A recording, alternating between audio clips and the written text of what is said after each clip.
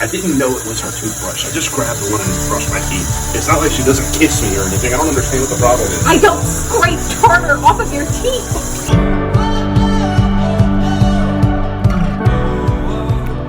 So we are prepping for Houston. This will be the third time we're traveling to Houston, our fifth treatment, and the nights before we travel to Houston, we try to keep the house clean so that when we come back from Houston, the house is clean and we aren't overwhelmed and stressed from just walking into a messy house. And so we'll be doing some house cleaning tonight. Doesn't always work out that way, but we try. Not always. We'll be doing, I just ordered some pizza that They messed up, and so we got an extra pizza. So we'll be eating lots of pizza and taking that on the road with us. And red beans. And red beans we made for Darrin. Because, you know, I like red beans. So what we usually do... Southern boy, right? What we usually do when we get to Houston, we travel halfway through to get to Carthage, Texas, because the total trip is about 7.5 hours for us. And so we split it up for about 3:15 and 3:15. So we travel halfway from Vicksburg and go to Carthage, and we have like a favorite steakhouse that we go to there that we like absolutely love, that I look forward to every time. I don't care about the steak. I just like their stuffed jalapenos. Stuffed jalapenos and their, what do they call them? Like it's like a jalapeno wrapped in bacon, stuffed with brisket, yeah. like it's and covered in a, what do they call that sauce? Comeback sauce. No, it's not comeback sauce. It's like General Tso's chicken, kind of like a sweet, almost like a... There's comeback sauce? No, it's not Ramelade? Yeah, that's it. Okay, ramelade. So anyways, whatever that is. So we always go to the same restaurant there, and then we travel the rest of the way and get to Houston and check, actually right outside of Houston, and stay in our hotel there. So we will continue to take y'all along on the journey, and yeah. Hopefully you'll see more of my face too. Yeah. You don't get to see my gorgeous mug. Gorgeous mug. Gorgeous mug. I'm like combining the two, like, you know, ugly mug and the fact that I'm just a beautiful man. You are a beautiful man. I love you. I'm not. I'm really not. He can always make me smile. All right, so good night, and we will see y'all tomorrow. So we are supposed to be leaving for Houston today. We still are going to be leaving for Houston, but it never fails that the enemy chooses to throw his attacks when you really, really have to do something, like travel. Last night, I was getting ready for a shower, and one of our bathrooms is really small, and so when I opened the door to get out of the bathroom, the doorknob hit my side exactly where the tumor is. So I was in immense amounts of pain and literally crying for quite some time, trying to get over the fact that I literally hit myself with the door and hurt myself. And so I planned on sleeping in this morning, but that didn't happen because around 8 a.m. I woke up with an extreme Charlie horse in my leg, in my calf, and literally started like groaning and screaming, which freaked Darrin out, who was in the other room, who came in there frantic because he didn't know what was wrong. So we get over that, and I try to go back to sleep, but my body is not allowing it. So I get up and I eat breakfast, and I get my stuff ready to start my devotional, and I start getting extremely nauseous. And so I have to sit in the bathroom for 30 minutes trying not to puke. One of the things that is really vital right now is making sure that we don't, that I don't puke because of where the tumor is and where it's pressing down onto all of my organs. They have told me, my doctors have told me to avoid puking at all costs because it could literally rupture my organs and cause internal bleeding if the tumor gets aggravated too much. So puking is not an option, which means it's really difficult for me to work through nausea because I have to take a bunch of meds, I have to like breathe through it, and in the midst of literally being nauseous on the toilet, I start experiencing what I call the stabbing pain.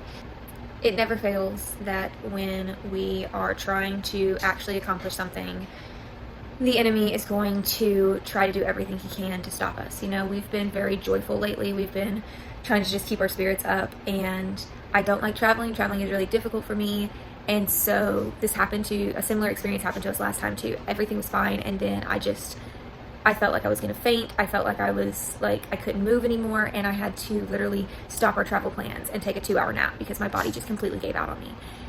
But As Darrin and I say, we are not going to let the enemy win. He has no right to us. He has no right to our bodies, our minds, our spirits. And in the Bible, it says that we can resist the enemy and he must flee from us. The enemy has already been defeated. He's already been crushed under our feet. We have our victory when Jesus died on the cross for us.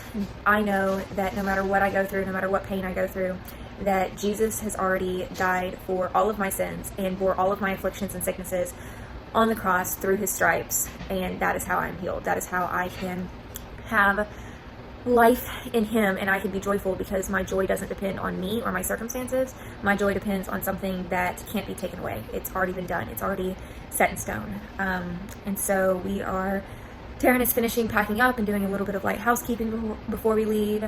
I am going to finish my devotional because I am not going to leave this house, and I am not going to start the day letting the enemy win. And so I'm going to do the devotional, and then I'm going to get ready and I'm going to pack, and we will see you guys on the road.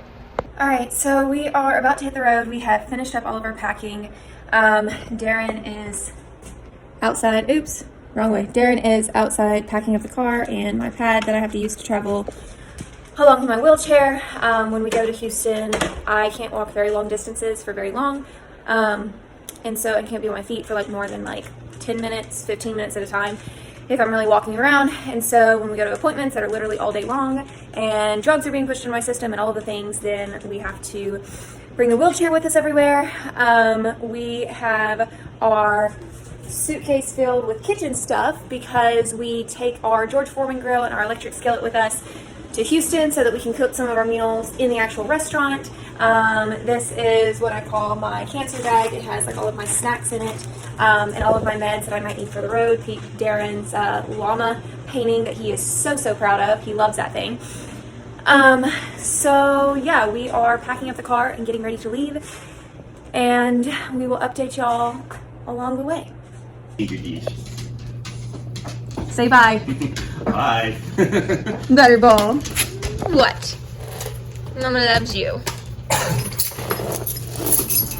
You ready? Yeah, round 5.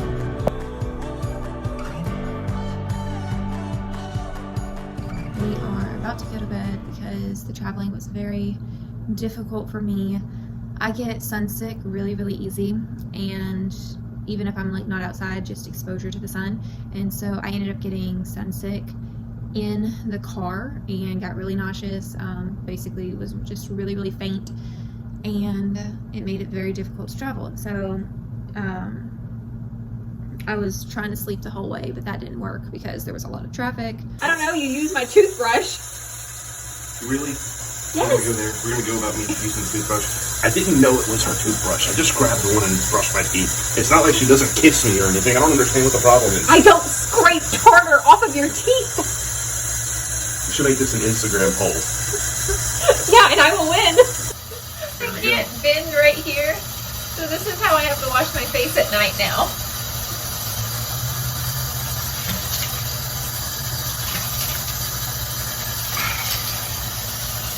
I love her. I love her. Oh, I'm getting the towel wet. It's the phone too.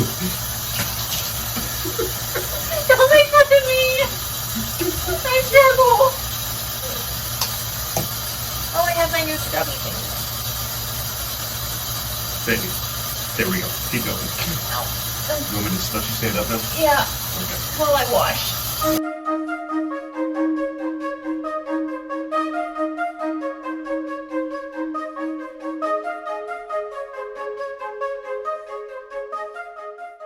Makeup on and look sick. Even my doctor said so. Last time we went and I wore makeup, they're like, You look like an angel. They said you a look. doll. They said you look so much better. Yeah. Maybe you think it's a bad idea to trick the doctor with makeup? I wasn't trying to trick the doctor. I was just trying to feel better. Yeah, but maybe you tricked the doctor. I need to shave my eyebrows. Shave them. Not shave them, but like cut them a little bit. Look at this. Look at this mess. Just get rid of the unibrow. I don't have a unibrow. Look closely and you'll see that you do. I still don't have a unibrow. Do I have a unibrow? Yes. Are you asking me now? I was not asking you. Lean forward some more. Like this in here. Are you hurting your legs?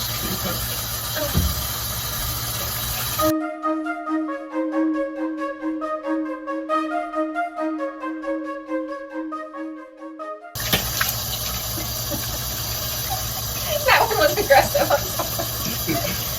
I hate myself. Splash. Okay. Oh, I got you. that tastes soap in my mouth. Baby, I'm pretty sure half the state of Texas stays soap at this point. Now, instead of just this side where the tumor is hurting, it hurts like all the way across. And like, I don't know what is going on here, but We'll find out in a couple days. it really hurts. Like, I guess that's my diaphragm. It really hurts in that area. And so now I always make a mess when washing my face. I think that's just a girl thing. I hate those commercials that are like, they do it so majestically. And yeah, they never get anything anywhere. It's just so pretty and clean. The water and droplets perfectly symmetrical. Right? Rainbow in the sky. And that's not how real life works.